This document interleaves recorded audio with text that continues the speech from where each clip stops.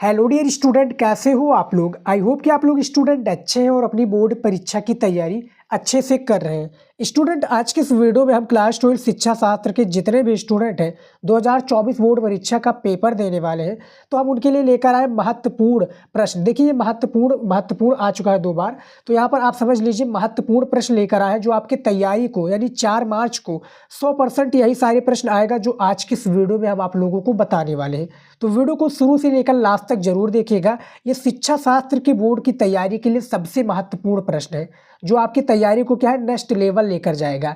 देखिए, सबसे पहले हम महत्वपूर्ण बहुविकल्पीय प्रश्नों से शुरुआत करेंगे, क्योंकि आपको भी पता होगा जो परीक्षा में जो सबसे पहला पेपर आता है, वो पेपर का जो फर्स्ट प्रश्न होता है वो बहुविकल्पीय का ही होता है। यहाँ पर देखिए, सबसे पहला प्रश्न क्या पूछा गया है, शिक्षा के प्रसार को विशेष महत्व दिया गया। जो आपका शिक्षा है, इसके प्रसार को विशेष महत्व दिया गया किस काल में। ए आपका मध्यकाल में, बी ब्रिटिश शासन काल में, सी स्वतंत्रता प्राप्ति के उपरांत काल में, या डी प्रत्येक काल में। तो यहाँ पर जो राइट आंसर हो जाएगा, फिलहाल ए का आपका सी हो जाएगा, स्वतंत्रता प्राप्ति के उपरांत काल इसका राइट आंसर हो जाएगा। अगला प्रश्न देखिए क्या है। देखिए, दूसरा प्रश्न पूछा गया है, सामाजिक शिक्षा का उद्देश्य है क्या है, शिक्षा प्रमाण पत्र देना, साक्षरता दर प्रदान करना, या जीवन उपयोगी ज्ञान देना, या मनोरंजन देना। तो इसका जो राइट आंसर हो जाएगा वो आपका सी हो जाएगा, यानी जीवन उपयोगी ज्ञान देना ये सामाजिक शिक्षा का उद्देश्य है। अगला प्रश्न देखिए, सारे प्रश्न इंपॉर्टेंट है जो आपकी जो तैयारी है, आपका जो 4 मार्च को आपका पेपर होने वाला है शिक्षा शास्त्र के, उसको तैयारी के लिए सबसे महत्वपूर्ण प्रश्न आज की इस वीडियो में हम आपके लिए लेकर आए हैं। वीडियो को शेयर जरूर कीजिएगा, 2 लोगों के पास कम से कम जरूर शेयर कीजिए। तीसरा प्रश्न है, कौन सा प्रांत भारत की जनगणना 2011 के अनुसार सबसे अधिक जनसंख्या वाला है, उत्तर प्रदेश, बिहार, मध्य प्रदेश और राजस्थान। तो इसके बारे में हमने काफ़ी बार बता चुका हूँ, लेकिन इसका जो राइट आंसर हो जाएगा वो आपका ए हो जाएगा, यानी उत्तर प्रदेश हो जाएगा। देखिए स्टूडेंट, उत्तर प्रदेश इसका राइट आंसर हो जाएगा। समझ में आ गया। इनमें से आपका तीसरे का ए विकल्प जो है बिल्कुल करेक्ट आंसर है।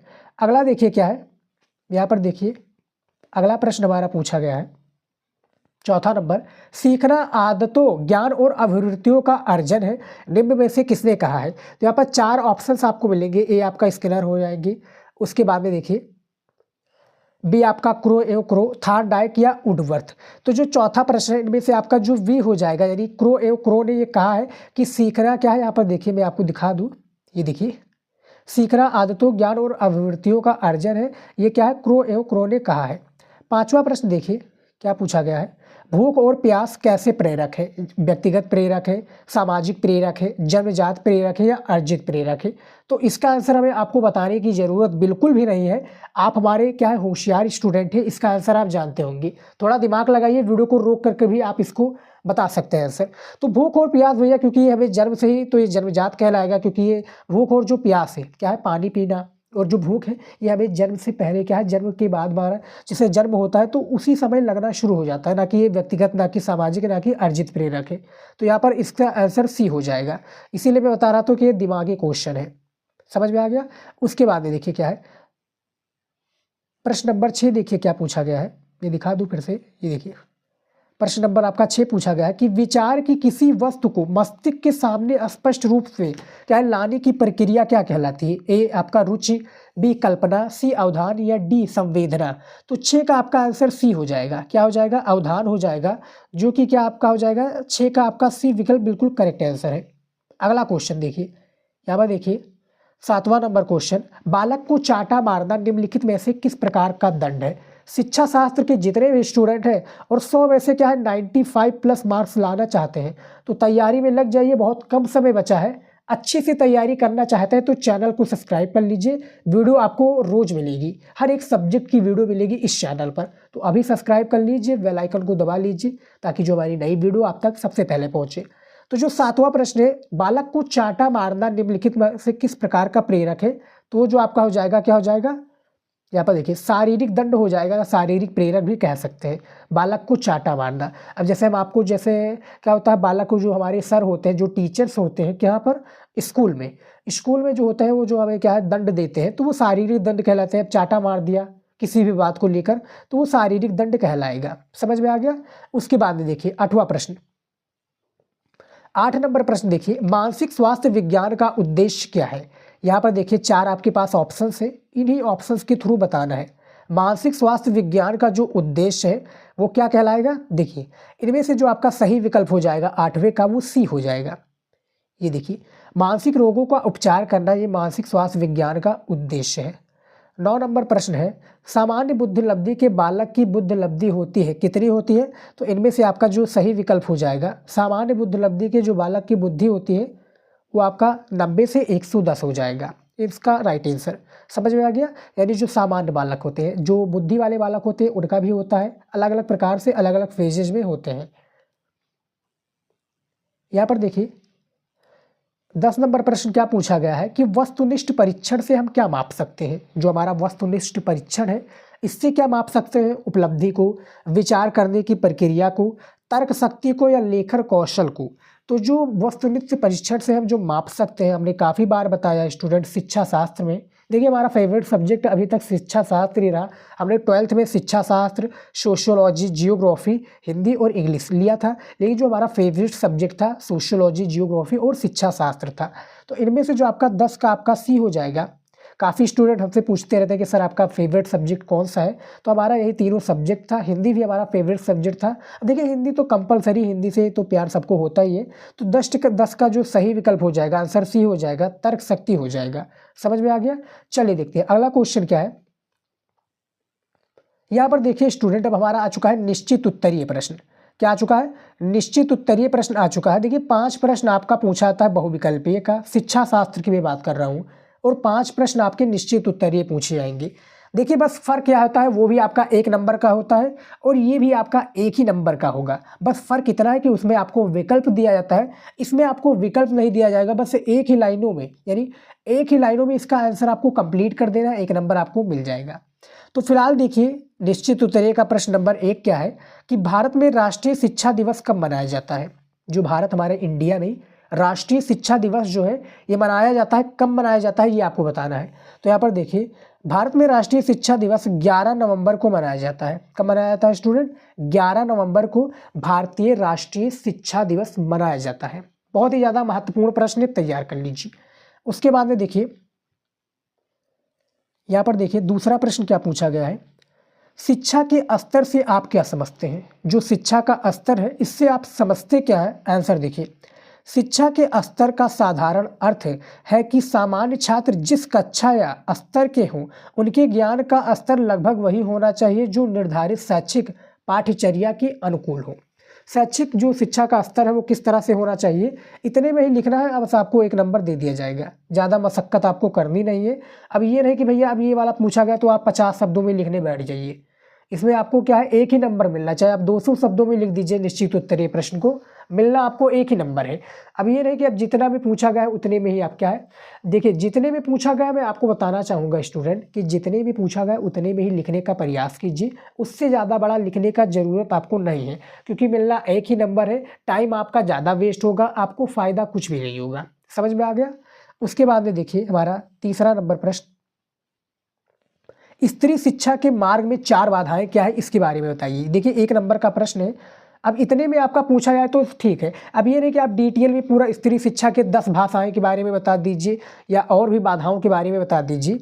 यहाँ पर 4 बाधाओं के बारे में बताना है। तो सबसे पहला जो बाधा है ये देखिए क्या है, सामाजिक कुप्रथाएं एवं अंधविश्वास, यानी जो समाज के अंधविश्वास और कुप्रथाएं हैं कि स्त्री शिक्षा को पढ़ाना नहीं चाहिए, ये हो गया। उसके बाद में देखिए क्या है दूसरा, निर्धनता और पिछड़ापन, यानी निर्धनता की वहाँ पर पैसों की कमी, पिछड़ापन यानी जो पिछड़े जात के लोग होते हैं वो भी अपने क्या है स्त्री शिक्षा को नहीं ज़्यादा सहयोग कर पाते हैं। उसके बाद में देखिए क्या है, ये देखिए बालिका विद्यालयों तथा अध्यापिकाओं की कमी, यानी स्त्री शिक्षा के लिए जो विद्यालय हैं उनकी कमी है। उसके बाद में जो अध्यापिका है यानी जो स्त्रियां उनको पढ़ाएंगी उनकी भी कमी है, ये बाधाएं हैं। उसके बाद में एक और बाधाएं देख सकते हैं, बालिका शिक्षा के प्रति अनुचित दृष्टिकोण, यानी कि बालिकाओं को मत पढ़ाना चाहिए, एक प्रकार से ये बाधाएं हैं। तो जो 4 बाधाएं स्त्री शिक्षा में, ये शिक्षा शास्त्र के रूप में इस तरह से इसका आंसर देना है।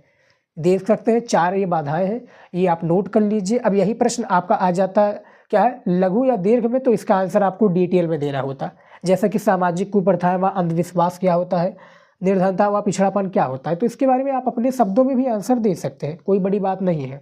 समझ में आ गया। उसके बाद में देखिए यहाँ पर देखिए चौथा प्रश्न, भारत की नई जनसंख्या नीति कब घोषित की गई, यानी जो जनसंख्या नीति है ये कब घोषित की गई। तो देखिए भारत की नई जनसंख्या नीति 15 फरवरी 2000 को प्रधानमंत्री अटल बिहारी वाजपेयी द्वारा क्या है घोषित की गई। 15 फरवरी 2000 को प्रधानमंत्री जो कौन थे, अटल बिहारी वाजपेयी द्वारा की गई नई जनसंख्या नीति की घोषणा की गई, ये आप याद रखिएगा। उसके बाद में देखिए 5 नंबर प्रश्न, थार्डाइक के अधिगम के कितने नियम प्रतिपादित किए गए हैं। थार्डाइक के जो कितने नियम प्रतिपादित किए गए हैं, तो देखिए नियम के बारे में देख लीजिए, इनके नियम कितने नियम हैं। देखिए थार्डाइक के अधिगम के 3 मुख्य नियम प्रतिपादित किए हैं। सबसे पहला है तत्परता का नियम, दूसरा है आपका अभ्यास का नियम, तीसरा है आपका प्रभाव का नियम। ये क्या है, इसके बाद में देख सकते हैं कि जो थार्डाइक के द्वारा प्रतिपादित मुख्य 3 नियम है वो कुछ इस प्रकार से है। ये आपका तत्परता का नियम हो गया, दूसरा आपका अभ्यास का नियम हो गया, तीसरा आपका क्या हो गया, प्रभाव का नियम। ये 3 नियम है जो कि एक एक नंबर दिलाकर जाएंगे। उसके बाद में देखिए अगला प्रश्न क्या है, 6 नंबर देखिए, रुच किस प्रकार का अभिप्रेरक है। तो देखिए इसमें जो रुच भैया प्रेरक है वो आपका क्या है, अर्जित प्रेरक है, और क्या है, रुच अर्जित प्रेरक है। यहाँ पर पूछा गया है 2 प्रकार का, इस तरह से भी पूछा जाएगा आपका प्रश्न कि रुच कितने प्रकार के होते हैं। तो एक रुच 2 प्रकार के होते हैं, अर्जित रुच और क्या है, अर्जित रुच और एक और रुच होती है, तो उनके बारे में आप पढ़ लीजिएगा। उसके बाद में देखिए 7वां, अवधान की प्रक्रिया की 4 मुख्य विशेषताओं का उल्लेख कीजिए। जो अवधान है इसके जो प्रक्रिया है इसके 4 मुख्य विशेषताओं के बताने हैं। तो ये देखिए 4 जो विशेषताएं हैं ये इस तरह से हैं। ये देखिए अवधान की प्रक्रिया 4 मुख्य विशेषताएं इस प्रकार हैं, एकाग्रता, मानसिक क्रियाशीलता, चयनात्मक तथा चौथा है आपका परियोजनशीलता। ये अवधान प्रक्रिया की 4 मुख्य विशेषताएं जो इस तरह से हैं, आप लिख सकते हैं, बहुत ही ज़्यादा इंपॉर्टेंट है। समझ में आ गया। उसके बाद में देखिए 8वां प्रश्न है, पुरस्कार से अभिप्राय क्या है। तो देखिए पुरस्कार का आशय बालक को अच्छे कार्यों को लेकर है, फलस्वरूप सुखद अनुभूति कराने से। जैसे पुरस्कार आपको मिलता है, आप कोई कार्य करते हैं या किसी रेस में पार्टिसिपेट करते हैं या कोई भी कार्य करते हैं जिससे क्या आप जीतते हैं, या कोई भी क्या है कंपटीशन में आप भाग लेते हैं, तो जो पुरस्कार दिया जाता है इस प्रकार से कि जो ट्रॉफी दिया जाता है, तो पुरस्कार के क्या होता है, अनुभूतियाँ हमें सुखद अनुभूति के लिए दिया जाता है। यहाँ पर बालक की बात हो रही है तो बालक के हिसाब से इसका आंसर देना पड़ेगा। समझ में आ गया, ये देख सकते हैं। उसके बाद में देखिए अगला प्रश्न 9 नंबर देखिए प्रश्न क्या है, a mind that found itself पुस्तक किसने लिखी है। A mind that found itself जो पुस्तक है ये किन्होंने लिखा है। तो आंसर देखिए, ये पुस्तक क्या है, गिलफोर्ड क्या है, गिलफोर्ड वाइंटिंग्स क्या है, गिलफोर्ड वाइंटिंगम बियर्स क्या है, बियर्स ने लिखी है ये पुस्तक। उसके बाद में देखिए 10 नंबर, बुद्धि के मुख्य प्रकार कौन कौन से हैं इसके बारे में बताइए। ये देखिए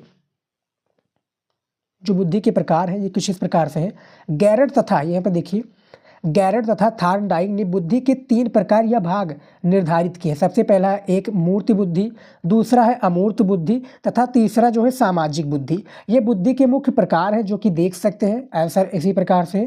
देखिए निश्चित उत्तरीय प्रश्न में आपको 1-1 नंबर मिलना है। 5 प्रश्न आपका बहुविकल्पीय का होता है, 5 आपका निश्चित उत्तरीय का होता है। तो इतने शब्दों में आप दे देंगे 10 नंबर आपका कंप्लीट हो जाएगा।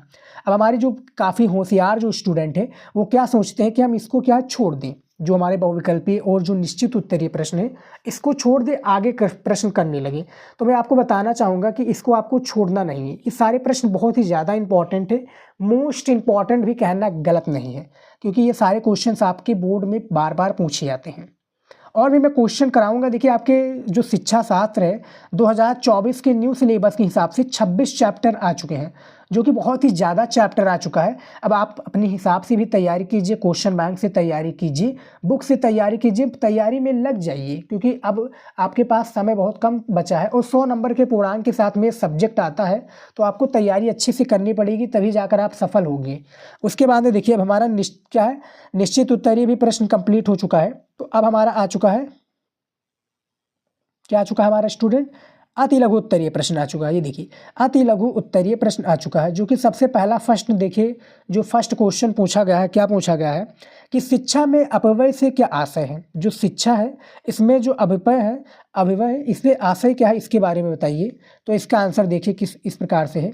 ये देखिए उत्तर है शिक्षा में अपव्यय की समस्या का अर्थ यह है कि किसी भी स्तर की शिक्षा को पूर्ण करने से पूर्व उसे छोड़ देना। उदाहरण के लिए प्राथमिक शिक्षा की निर्धारित अवधि 4 से 5 वर्ष होती है। यदि ऐसे में कोई पत्र कक्षा 2 तक क्या है, कोई पत्र जो है कक्षा 2 तक ही शिक्षा ग्रहण करने पर विद्यालय छोड़ दे देता है क्या, या विद्यालय छोड़ दे तो इसे शिक्षा में अपव्यय भी कहा जाएगा। इसी प्रकार स्नातक स्तर की शिक्षा के लिए 3 वर्ष की अवधि निर्धारित रहती है। यदि कोई छात्र या छात्रा केवल 1 या 2 वर्ष की शिक्षा ग्रहण करने के बाद कॉलेज को छोड़ देता है तो ये भी क्या है, शिक्षा में अपव्यय ही है। यानी जिस प्रकार से कहा गया कि 4 से 5 साल के जो बच्चे होते हैं, अब उसी 4-5 साल के बच्चे क्या होते हैं, 4-5 साल में जो पढ़ते हैं, जैसे जो प्राथमिक शिक्षा होती है गाँव के इलाकों में हम कहते हैं प्राथमिक शिक्षा, फिर माध्यमिक शिक्षा, फिर पूर्व माध्यमिक शिक्षा। तो जो 4 से 5 जैसे कि 1 से लेकर 5 तक जो ग्रामीण इलाकों में जो विद्यालय होते हैं सरकारी विद्यालय, तो उसमें जो बच्चे होते हैं जैसे कि अब 1 से 5 तक है, अब वो 1 से 2 तक वो बीच में छोड़ देते हैं तो क्या वो अपव्यय कहलाएगा। अब स्नातक करने वाले में 3 साल का कोर्स होता है, जो ग्रेजुएशन करते हैं बीए जिसको हम कहते हैं, तो वो 3 साल का कोर्स करते होता है। अब उसमें 1 ही साल करने के बाद में आप छोड़ दीजिए तो वहाँ पर वो क्या हो जाएगा, अपव्यय कहलाएगा।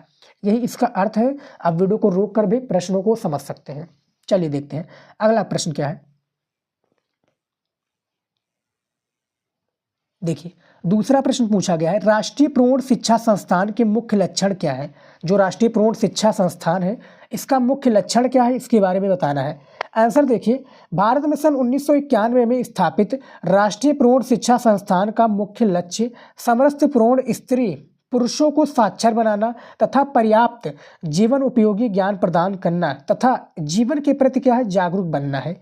जो राष्ट्रीय प्रौढ़ शिक्षा संस्थान का मुख्य लक्ष्य है वो यही है कि क्या है, सन 1991 में स्थापित जो राष्ट्रीय प्रौढ़ शिक्षा है इसको क्या है, जो प्रौढ़ स्त्री पुरुष हैं इनको साक्षर बनाना है और जीवन उपयोगी ज्ञान प्रदान करना तथा जीवन के प्रति अपनी जागरूक, जैसे जो अनपढ़ लोग होते हैं या जो पढ़े लिखे नहीं होते तो उनको क्या होता है, उनको क्या है, जो जागरूक नहीं होते वो अपने अधिकारों के प्रति जागरूक नहीं होते। जो पढ़े लिखे होते हैं उनको अपना अधिकार पता है कि भैया ये हमारे साथ गलत हो रहा है, ये हमारे साथ क्या है, अन्याय हो रहा है। लेकिन जो पढ़े लिखे वक्त नहीं, जो क्या है अनपढ़ है, थोड़े पढ़े नहीं जानते हैं, लेकिन वो क्या है वहाँ पर वो गलत साबित हो जाते हैं। तो जो जागरूक होते हैं उनको, जिसको अधिकार पता होता है, जो पढ़े लिखे होते हैं, तो वो उसी का ये लक्ष्य बता रहा है कि राष्ट्रीय प्रौढ़ शिक्षा संस्थान का मुख्य लक्ष्य क्या है, लोगों को पढ़ा लिखा बनाना, लोगों को अपनी क्या है, अपने अधिकारों के प्रति सचेत करना। ये दूसरे प्रश्न का आंसर हो चुका है।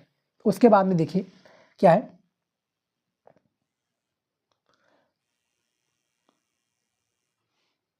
यहां पर देखिए तीसरा प्रश्न, देखिए क्या है, तीसरा प्रश्न पूछा गया है, रुचि और योग्यता का घनिष्ठ संबंध है इस कथन पर, क्या है, रुचि और जो योग्यता है इसका घनिष्ठ संबंध है इस कथन पर प्रकाश डालिए।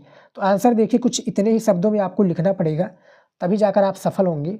ये देखिए क्या पूछा गया है, उत्तर देखिए, हम जानते हैं कि रुचि एक शक्ति है जो व्यक्ति को किसी विषय वस्तु या कार्य के प्रति ध्यान केंद्रित करने के लिए क्या है, प्रेरित करती है।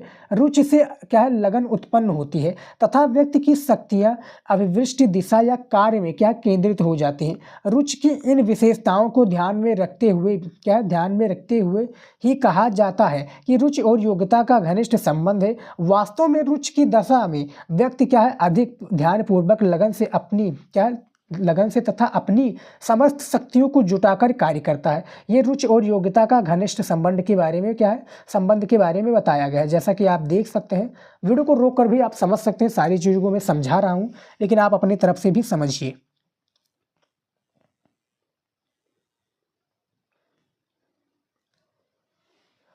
चौथा प्रश्न देखिए क्या है, छात्रों को दिए जाने वाले सामाजिक दंड का अर्थ लिखिए। जो छात्रों को दिया जाता है सामाजिक दंड, इसके बारे में आंसर देना है। तो इसका आंसर देखिए क्या है, उत्तर में समझिए। ये देखिए सामाजिक दंड, देखिए सामाजिक दंड व्यवस्था के अंतर्गत समाज के विद्यालय के नियम का उल्लंघन करने वाले अथवा सामाजिक नियंत्रण को न मानने वाले व्यक्ति या समूह को दंडित किया जाता है। छात्रों को डांटना, फटकारना या उनकी निंदा करना ही सामाजिक दंड है। इससे छात्र क्या है, लज्जित हो जाता है तथा अनुचित व्यवहार या कार्य की क्या है, पुनरावृत्ति नहीं करता। यानी यहाँ पर आप समझ सकते हैं, सीधा सीधा बताया गया है कि जो क्या है, छात्रों को फटकारना, डांटना, निंदा करना यानी उनकी बुराई करना, ये सब क्या है, छात्रों को एक प्रकार से सामाजिक दंड के अनुरूप ही लेकर जाता है। तो ये सामाजिक दंड का कार्य है, जैसा देख सकते हैं इसमें बताया गया है। स्टूडेंट, पांचवा प्रश्न क्या पूछा गया है, मानसिक स्वास्थ्य विज्ञान के मुख्य उद्देश्य क्या है, इसके बारे में हमें बताना है, यानी इसका आंसर बताना है कि जो मानसिक स्वास्थ्य विज्ञान है इसका मुख्य रूप से उद्देश्य क्या होता है।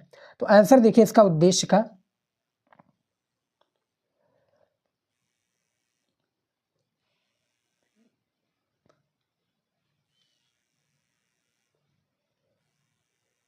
देखिए इसका उद्देश्य का, देखिए उत्तर में देखिए मानसिक स्वास्थ्य विज्ञान के मुख्य उद्देश्य इस प्रकार से है। देखिए सबसे पहला है क्रो एवं क्रो के अनुसार, जो क्रो एवं क्रो के अनुसार मानसिक अस्वस्थता क्या है, अव्यवस्था एवं अस्वस्थता को नियंत्रित करना तथा मानसिक रोगों को दूर करने के उपायों की खोज करना, ये क्या है, मानसिक स्वास्थ्य विज्ञान का एक उद्देश्य है। दूसरा है मानसिक स्वास्थ्य विज्ञान का उद्देश्य ऐसे साधनों को एकत्र करना जिससे क्या है, साधारण मानसिक रोगों को क्या नियंत्रित किया जा सके।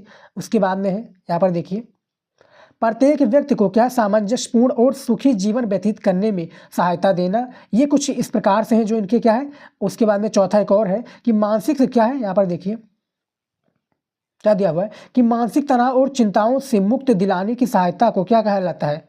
यहाँ पर देखिए मानसिक विज्ञान का मुख्य उद्देश्य है। ये 4 प्रकार के उद्देश्यों को हमने बताया है जो कि ये महत्वपूर्ण अति लघु उत्तरीय के प्रश्न में शामिल होता है। उसके बाद में देखिए हमारा अगला प्रश्न क्या आ चुका है, 6 नंबर देखिए।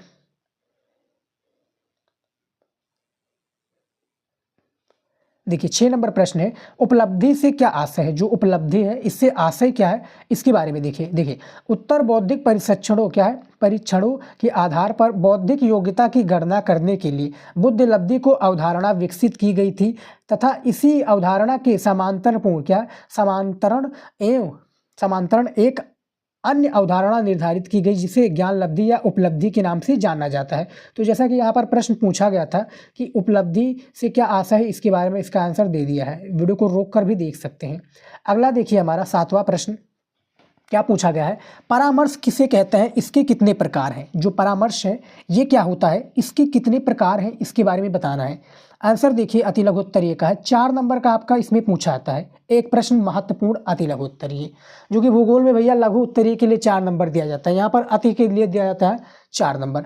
तो आंसर देखिए क्या है, उत्तर है रूथ क्या है, रूथ स्ट्रॉन्ग के अनुसार परामर्श का उद्देश्य आत्म परिचय या आत्मबोध है। इसके द्वारा जो प्रार्थी को ये बोध कराया जाता है कि वो क्या कर सकता है, उसे अपने गुणों के क्या विकासार्थ क्या करना चाहिए, उसे अपनी समस्याओं पर किस प्रकार ध्यान देना चाहिए। परामर्श के 3 प्रकार होते हैं, जैसा कि यहाँ पर देख सकते हैं, निर्देशात्मक परामर्श, उसके बाद में अनिर्देशात्मक परामर्श तथा सामान्वित परामर्श। ये 3 प्रकार हैं। परामर्श किसे कहते हैं, इसके बारे में भी हमने आंसर दे दिया है। ये शिक्षा शास्त्र के सबसे महत्वपूर्ण प्रश्न है। वीडियो को ज़्यादा से ज़्यादा शेयर कीजिए ताकि हम और भी वीडियो बनाने के लिए मोटिवेट हो सकें। देखिए वीडियो को आप ज़्यादा से शेयर करेंगे तभी हमें मज़ा आएगा और हम सोचेंगे कि हमारे वीडियोज़ को आप लोग पसंद कर रहे हैं, तभी हम तैयारी के लिए अच्छे वीडियोज़ लेकर आते रहेंगे। उसके बाद में देखिए 8 नंबर प्रश्न, प्राकृतिक आपदा का अर्थ स्पष्ट कीजिए कि प्राकृतिक आपदा किसे कहते हैं। आंसर देखिए प्राकृतिक आपदाएं उन गंभीर प्राकृतिक घटनाओं को कहा जाता है जिनके प्रभाव से हमारे सामाजिक ढांचे व विभिन्न व्यवस्थाओं को गंभीर क्षति पहुंचती है। इनसे मनुष्यों एवं अन्य जीव जंतुओं का जीवन समाप्त हो जाता है तथा प्रत्येक प्रकार की समाप्ति को भी नुकसान होता है। मुख्य प्राकृतिक आपदाएं हैं भूकंप, ज्वालामुखी का विस्फोट, सुनामी, बादल का फटना, चक्रवाती तूफान, बाढ़, हिम की आंधी आदि। ये सब क्या है, प्राकृतिक आपदा है। देखिए स्टूडेंट यहाँ पर देख सकते हैं प्राकृतिक आपदा किसे कहा जाता है। वीडियो को रोक कर भी आप लिख सकते हैं, ऐसे ही आपको as it is board exam में लिखना है। सेम समझ में आ गया, सेम इसी प्रकार से आपको लिखना है, सारी चीज़ें इसी तरीके से लिखना, कोई भी गलती आपको नहीं करना है। समझ में आ गया, चलिए देखते हैं। यहां पर देखिए अगला प्रश्न, देखिए 9 नंबर प्रश्न क्या पूछा गया है, पर्यावरण शिक्षा की विषय वस्तु क्या होनी चाहिए, इसके बारे में बताइए। जो पर्यावरण की शिक्षा की विषय वस्तु है ये होनी क्या चाहिए एक्चुअली, इसके बारे में हमें इसका आंसर देना हुआ है। तो इसका आंसर देखिए किस तरह से है, ये थोड़ा और कर दो इस तरह से, ये देखिए